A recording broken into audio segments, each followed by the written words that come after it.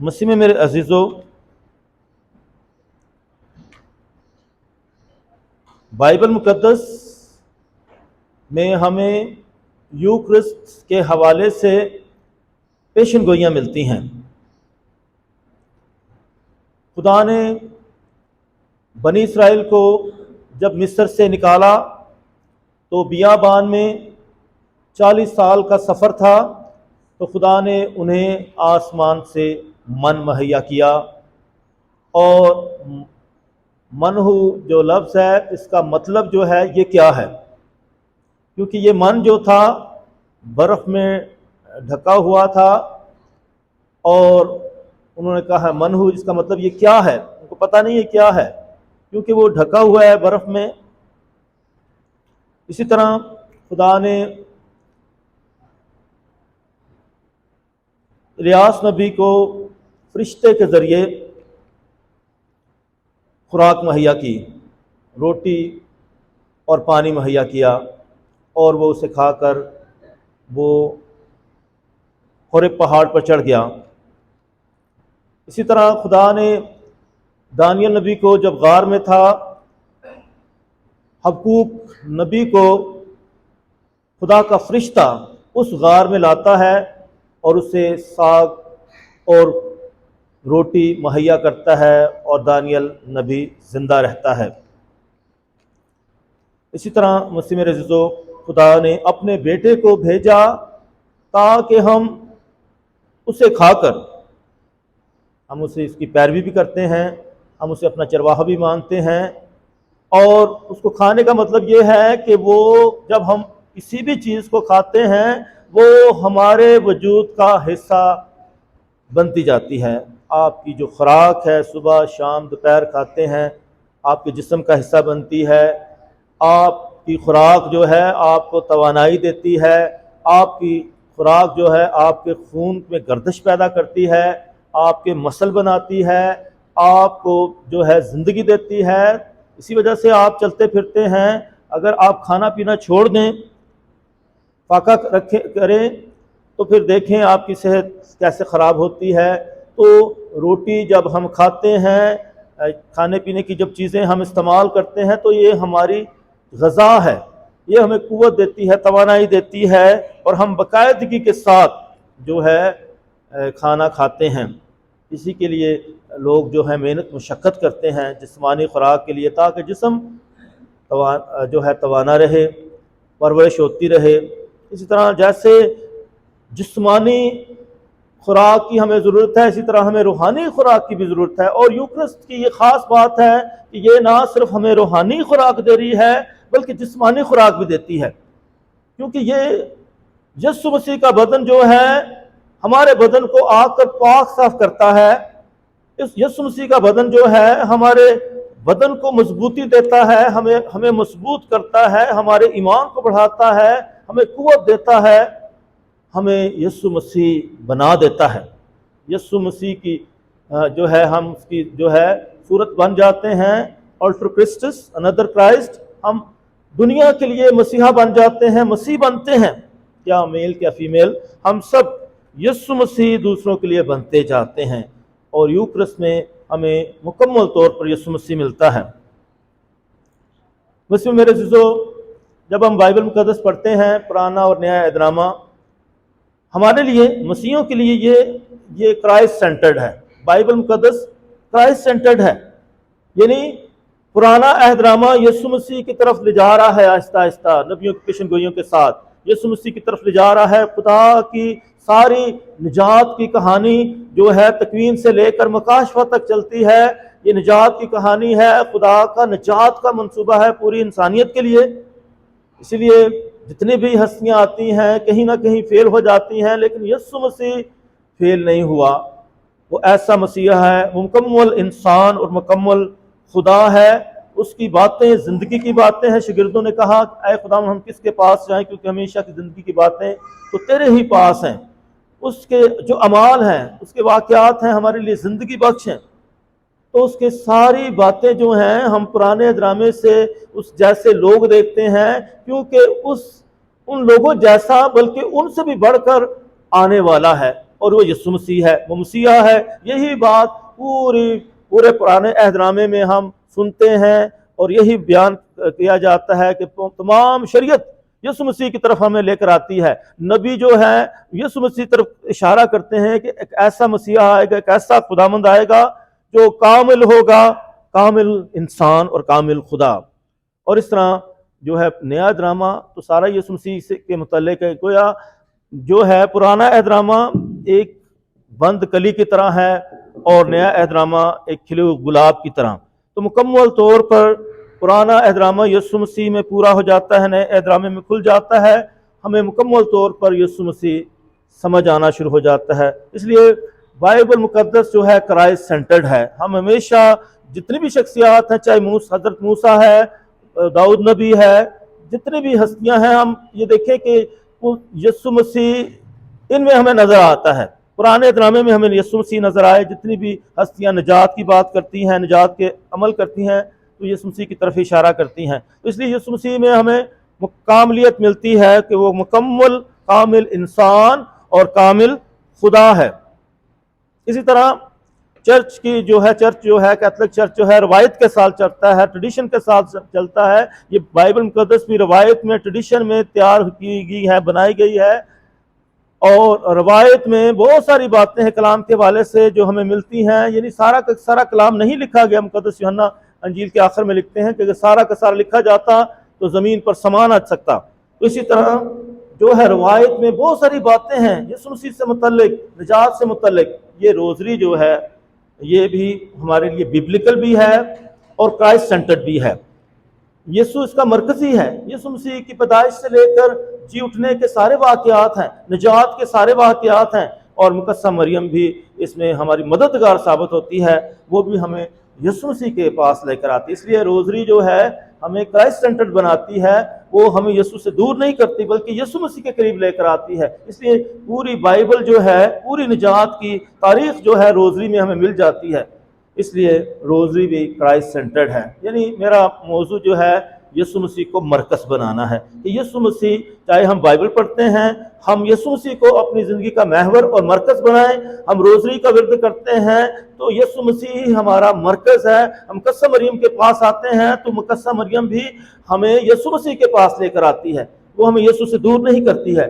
اسی طرح کلیسیا کی ایک بہت بڑی اور جو مرکزیت ہے وہ یوکرسٹ ہے، اور یسوع مسیح مکمل طور پر یوکرسٹ میں موجود ہے۔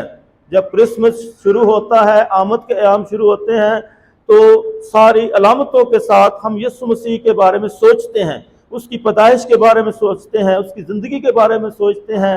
تو ہم کرسمس کے وقت بھی جو ہے یسوع مسیح کے بچپن کے بارے میں سوچ رہے ہوتے ہیں، اس کے مستقبل کے بارے میں سوچ رہے ہوتے ہیں۔ تو وہ پورا سیزن جو ہوتا ہے کرسمس کا یسوع مسیح کے بارے میں سوچنا ہوتا ہے کہ ہم یسوع مسیح ہمارا نجات دہندہ ہے، ہمارا مسیح ہے۔ جب ایسٹر کا وقت آتا ہے، روزوں کے ایام آتے ہیں، ہم یسوع مسیح کے دکھوں پر غور کرتے ہیں، صلیبی موت پر غور کرتے ہیں، تو اس وقت بھی یسوع مسیح ہماری زندگیوں کا مرکز اور محور ہوتا ہے۔ ہم 14 مقامات کی عبادت کرتے ہیں، یسوع مسیح ہمارا مرکز ہوتا ہے۔ تو چاہے جتنی بھی علامتیں ہم استعمال کرتے ہیں، جتنی بھی مذہبی عبادات میں شرکت کرتے ہیں، یسوع مسیح ہمارا مرکز ہے۔ یسوع مسیح کی صلیبی موت، اس کا دکھ اور اس کا جی اٹھنا، یہ ساری باتیں ہمارے ساتھ ساتھ چلتی ہیں۔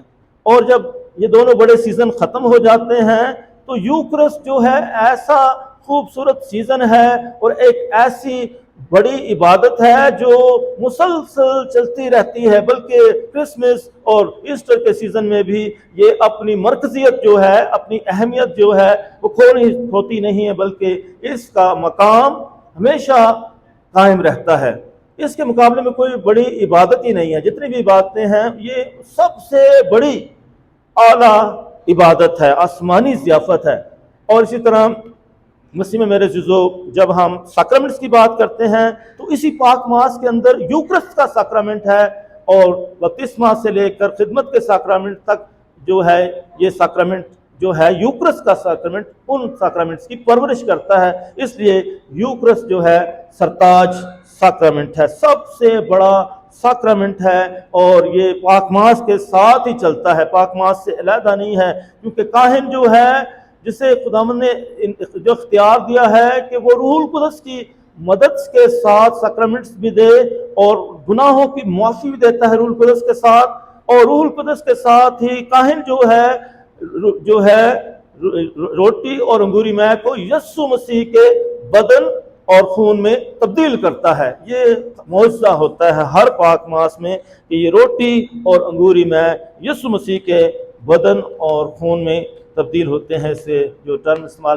کی جاتی ہے ٹرانسبسٹینشیشن، یہ لفظ استعمال کیا جاتا ہے کہ پاک ماس کے دوران روٹی اور انگوری مے یسوع مسیح کے بدن میں تبدیل ہو جاتے ہیں۔ اس لیے مسیح میرے عزیزو، آج تمام دنیا میں کورپس کرسٹی کی عید منائی جاتی ہے۔ یہ بہت بڑی عید ہے جو آج ہم منا رہے ہیں۔ مسیح میں میرے عزیزو، یہ عید جو ہے یہ شروع سے ہے، کیونکہ ابتدائی کلیسیا جو ہے اس کو جو یوکرس کو مناتے تھے، گھر گھر روٹی توڑتے تھے کہ آج اس گھر میں روٹی توڑی جائے گی، اور دوسرے لوگ کہتے تھے کہ یہ آدم خور ہیں، یہ انسانوں کا خون پیتے ہیں، انسانوں کا گوشت کھاتے ہیں، یہ آدم خور ہیں، کیونکہ ان کو سمجھ نہیں تھی۔ جیسے بنی اسرائیل کو جو ہے جب خدا کا من خدا مہیا کرتا تھا تو کہتے ہیں من ہو یہ کیا ہے، ان کو سمجھ نہیں تھی، ان کے باو اجداد کو بھی سمجھ نہیں تھی، اور پھر حضرت موسیٰ ان کو سمجھاتا ہے۔ اسی طرح ہم پاک شرکت لیتے ہیں، بہت سارے پاک شرکت لیتے ہیں، جو ہے افسوس کے ساتھ کہا جاتا ہے بہت سارے پاک شرکت لیتے ہیں لیکن اس کو سمجھتے نہیں ہیں۔ اس کے باوجود جو ہے وہ کبھی آتے ہیں کبھی نہیں آتے ہیں، اور ایسے ہی لے لیتے ہیں بے ادبی کے ساتھ۔ اور اسی طرح ہم یوکرس میں یسوع مسیح کی بے حرمتی بھی کرتے ہیں کہ کس طریقے سے جب اس کو ہم صحیح لائق طریقے سے لیتے نہیں ہیں، پورے ہوش حواس کے ساتھ اور احترام کے ساتھ ہم جب اس میں شرکت نہیں کرتے ہیں تو گویا ہم یسوع مسیح کے ساتھ انصاف نہیں کرتے ہیں کہ جو ہمیں مکمل طور پر مل جاتا ہے۔ اس لیے یہ یوکرس جو ہے اس کے اندر یسوع مسیح کی ساری کہانی ہے، اس کا کیا بچپن، اس کی جوانی، اس کی قربانی، سب کچھ اس کے اندر ہے، اس کی ساری باتیں اس کے اندر ہیں، اس کے سارے اعمال اس کے اندر ہیں، اس کا پورا جذبہ، اس کی محبت، اس کی قربانی سب اسی کے اندر ہے۔ میری یادگیری کے لیے یہی کیا کرو۔ یسوع مسیح نے اس کو مقرر کیا، اس لیے یسوع مسیح نے یہ جو ہے اس کو پاک جمعرات کے روز یوکرس کو مقرر کیا تھا، اور پھر جب انجیل نویسوں نے اس کو لکھا تو پہلے 3 انجیل نویسوں نے اس کو پیش کیا کہ یسوع مسیح نے آخری کھانے کے وقت اس کو مقرر کیا، لیکن مقدس یوحنا جو ہے اس واقعے کو بیان نہیں کرتا ہے کہ یسوع مسیح نے آخری کھانا کھایا اور اس نے روٹی لی اور جس طرح پیالہ لیا اور اس طرح برکت دی اور ان کو کھانے، یہ باتیں یوحنا رسول نہیں کرتا ہے، پولس رسول کرتا ہے کہ اس نے یہ سب کچھ یسوع سے پا لیا ہے، یہ ساری باتیں، لیکن یوحنا رسول ان کو سمجھاتا ہے، یہاں ڈسکورس ہے، بیان ہے، کیونکہ اس نے بیابان میں ان کو کھانا کھلایا ہے، اور اب یسوع مسیح یوکرس کو سمجھاتے ہیں۔ اگر آپ یوکرس کو سمجھنا چاہتے ہیں تو آپ مقدس یوحنا کی انجیل میں اس کو پڑھیں اور آپ کو بتایا جائے کس طریقے سے یسوع مسیح ان کو سمجھا رہے ہیں کہ یوکرست کیا ہے۔ یوکرس جو ہے آسمان سے اتری ہے۔ یسوع نے یہودیوں سے کہا میں وہ زندہ روٹی ہوں جو آسمان سے اتری ہے، اگر کوئی اس روٹی میں سے کھائے تو ہمیشہ تک زندہ رہے گا، اور جو روٹی جہان کی زندگی کے لیے میں دوں گا وہ میرا گوشت ہے۔